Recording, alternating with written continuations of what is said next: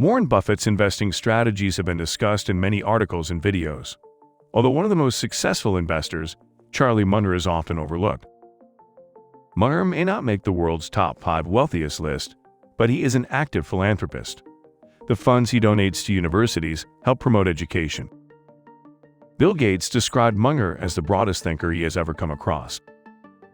Watch this video until the end to learn from the master, Charlie Munger, how to improve your investing style and strategies.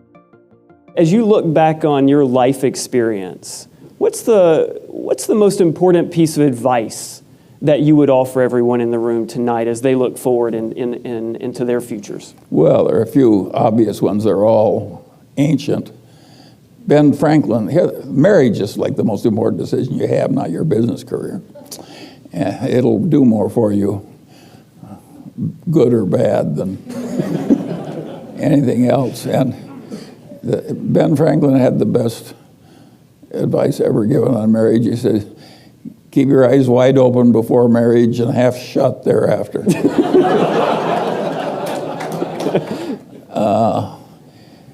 It's amazing how if you just get up every morning and keep plugging and have some discipline and keep learning, and it's amazing how it works out okay.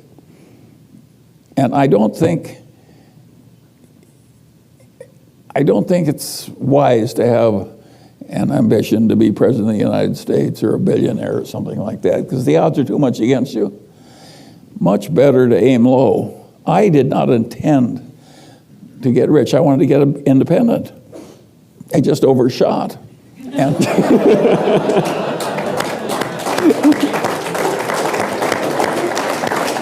and by the way, while you're clapping, some of the overshooting was accidental. There's a big, you can be very deserving and very intelligent and very disciplined, but there's also a factor of luck that comes into this thing. And the people who get the outcomes that seem extraordinary, they're the people who have discipline and intelligence and good virtue, plus a hell of a lot of luck. Why wouldn't the world work like that? So you shouldn't give credit for the unusual. A lot of the people, a friend of mine said about a colleague of his in his fraternity, he says, old George was a duck sitting on a pond and they raised the level of the pond. There are a lot of people that just luck into the right place and rise, and there are a lot of very eminent people who have many advantages, and they've got one little flaw or one bit of bad luck, and they're mired in misery all their lives. But that makes it interesting to have all this variation. I was wondering how you can thrive as a polymath in a world that celebrates specialization. Well, that's a good question. I don't think operating over many disciplines, as I do, is a good idea for most people. I think it's fun, that's why I've done it. And I'm better at it than most people would be. And I don't think I'm good at being the very best at handling differential equations. So it's been a wonderful path for me, but I think the correct path for everybody else is to specialize and get very good at something that society rewards and they get very efficient at doing. But even if you do that, I think you should spend 10 or 20% of your time into trying to know all the big ideas and all the other disciplines. Otherwise, I use the same phrase over and over again. Otherwise, you're like a one-legged man in an ass-kicking contest. This is not going to work very well. You have to know the big ideas and all the disciplines to be safe if you have a life lived outside a cave. Wisdom acquisition was a moral duty. It's not something you do just to advance in life. Wisdom acquisition is a moral duty. And there's a corollary to that proposition, which is very important. It means that you're hooked for lifetime learning. And without lifetime learning, you people are not going to do very well. You are not going to get very far in life based on what you already know. You're going to advance in life by what you're going to learn after you leave here. If you take Berkshire Hathaway, which is certainly one of the best regarded corporations in the world, and it may have the best long-term investment record in the entire history of civilization. The skill that got Berkshire through one decade would not have sufficed to get it through the next decade with the achievements made. Without Warren Buffett being a learning machine, continuous learning machine, the record would have been absolutely impossible.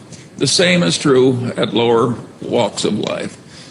I constantly see people rise in life who were not the smartest, sometimes not even the most diligent, but they are learning machines. They go to bed every night a little wiser than they were when they got up. And boy, does that habit help, particularly when you have a long run ahead of you.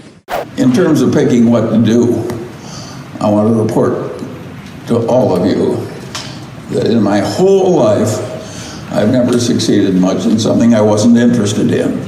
So I don't think you're going to succeed if what you're doing all day doesn't interest you.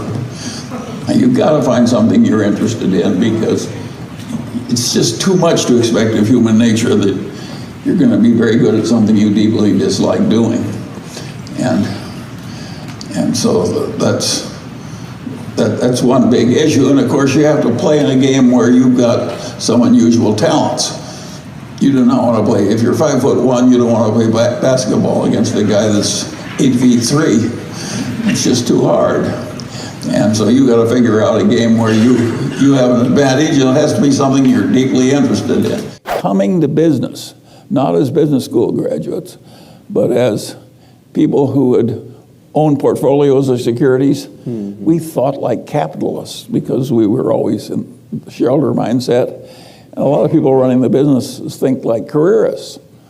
And believe me, you got to think like a careerist to some extent if you're in a career.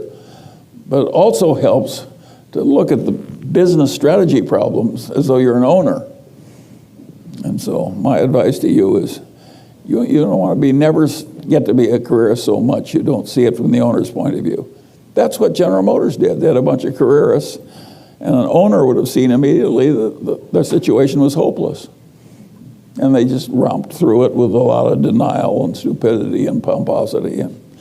And of course, they went bankrupt. The mightiest company in the world went bankrupt. And none of those hotshot executives thought like an owner. They would have seen that it was hopeless. Well, cloning is, of course, it's not an ambiguous word when you use it biologically. But when you take it into some other field, cloning is a very interesting idea.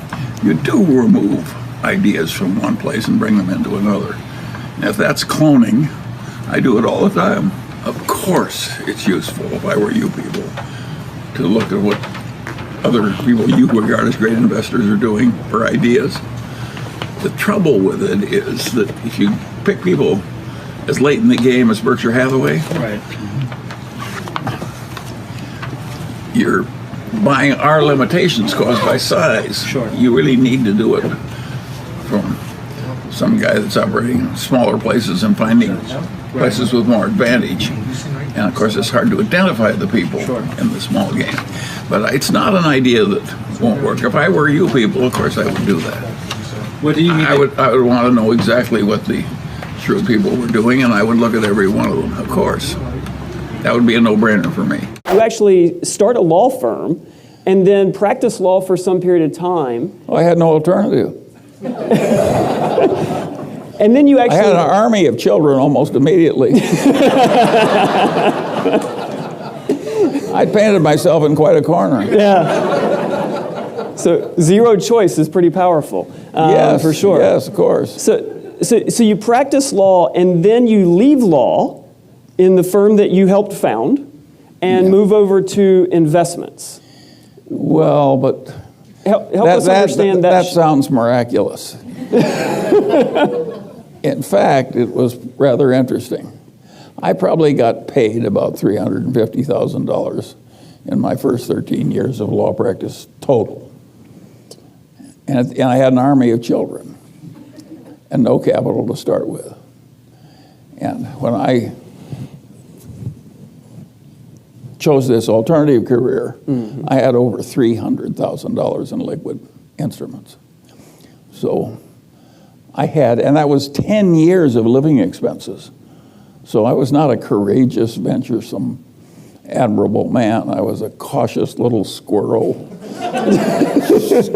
saving up more nuts than I really needed and not going very deep into my pile of nuts. And so it wasn't that courageous, and I kept one foot in the law firm while I tried my capitalist career.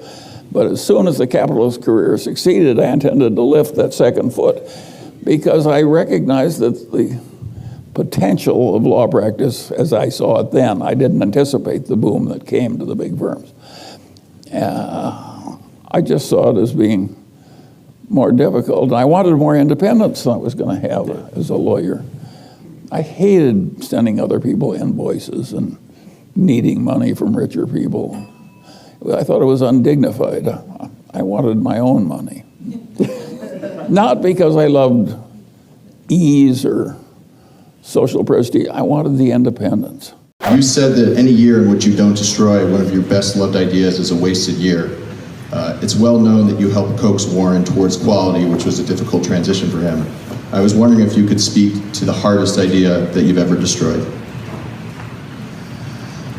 Well, I've done so many dumb things that I'm very busy destroying bad ideas because I keep having them. And so it's hard for me to just single out one from such a multitude. But I actually like it when I destroy a bad idea because I think I'm on the right. I think it's my duty to destroy old ideas. I know so many people whose main problem of life is that the old ideas displace the entry of new ideas that are better. That is the absolute standard outcome in life. There's an old German folk saying that describes it. He says, we're too soon old and we're too late smart. That's everybody's problem. And the reason we're too late smart is the stupid ideas we already have, we can't get rid of. Now, it's a good thing that we have that problem. In marriage, that may be good for the stability of marriage, that we stick with our old ideas. But in most fields, you want to get rid of your old ideas. And it's a good habit. And it gives you a big advantage in the competitive game of life since other people are so very bad at it. What happens is that as you spout ideas out, what you're doing is you're pounding them in. And so you get these ideas and then you start agitating and saying them and so forth. And of course, the person you're really convincing is you who already have the ideas. You're just pounding them in harder and harder. One of the reasons I don't spend much time telling the world what I think about how the Federal Reserve System should behave and so forth is I know that I'm just pounding the ideas into my own head when I think I'm telling other people how to run things. So I think you have to have mental habits that I don't like it when the young people get violently convinced on every damn cause or something. I think they know everything. Some 17-year-old wants to tell the whole world what should be done about abortion or foreign policy in the Middle East or something. All he's doing when he or she spouts about what he deeply believes is pounding the ideas he already has in, which is a very dumb idea when you're just starting and have a lot to learn. So it's very important, that habit of getting rid of the dumb ideas. And one of the things I do is pat myself on the back every time I get rid of a dumb idea. And you say, well, can you really reinforce your own good behavior? Yeah, you can. If other people won't praise you, you can praise yourself. I have a big system of patting myself on the back.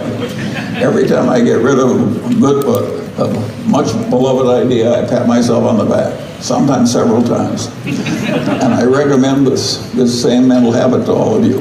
The price we pay for being able to accept a new idea is just awesomely large. I look at my background is absolutely privileged. I'm proud of being an Omaha boy. Yeah. I sometimes use the old saying, they got the boy out of Omaha, but they never got Omaha out of the boy. And so that, all those old-fashioned values, family comes first, be in a position so you can help others when troubles come, prudent, sensible, moral duty to be reasonable, more important than anything else, more important than being rich, more important than being important. An absolute moral duty, because none of my intelligent relatives suffered terribly because they didn't advance higher. Berkshire and Warren and you were known as value investors. Is that not the core discipline of Berkshire Hathaway anymore, or does that not even matter? Well, you got to remember that in our way of thinking, all intelligent investment is value investment. Because why would you want to buy something which wasn't worth as much as you were paying for it? And who wouldn't like buying something for less than it's worth? So the only difference, when people talk about value investing, you're always a value investor. Now, there are various ways to look for value investments, just as there are various places to fish. And if the first rule of fishing is to fish where the fish are, the first rule of value investing is to find some place to fish for value investments where there are a lot of them. And, of course, it's gotten hard in the United States to find easy value investments because the world is so competitive. And that accounts for a lot of what you see in Berkshire, where we buy securities like Apple that we wouldn't have bought in the old days when we had more mundane things that were serving us very well. So we're just looking in different places, but we're value investors. And so some people, when they say value investor, they mean somebody that emphasizes working capital or something, meaning you should fish in that particular place. But I think that's all. I think it's a bad use of the language to think there's a difference between value investing and other good investing. All good investing is value investing, by definition. And so there are just various places to fish for value investments. And of course, as the world gets tougher, you have to fish in places you didn't fish before. That's Charlie. I'm Warren. You can tell us apart because he can hear and I can see. That's why we work together so well. We usually have our specialty. What's your dream now? He says, My dream? Well... Let's skip the first one.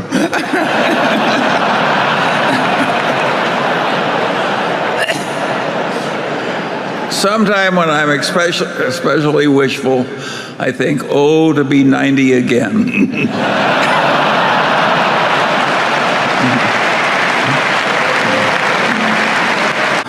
Charlie says all he wants to know is where he'll die, so he'll never go there. And so you... But life has been awfully good to me and Charlie, so we have no complaints. What you don't want to be is like the man, and they held his funeral, and the minister said, now it's the time for somebody to say something nice about the deceased. And nobody came forward, and nobody came forward. He said, surely somebody can say something nice about the deceased, and nobody came forward. And finally one man came up and he said, well, he said, his brother was worse. Yep.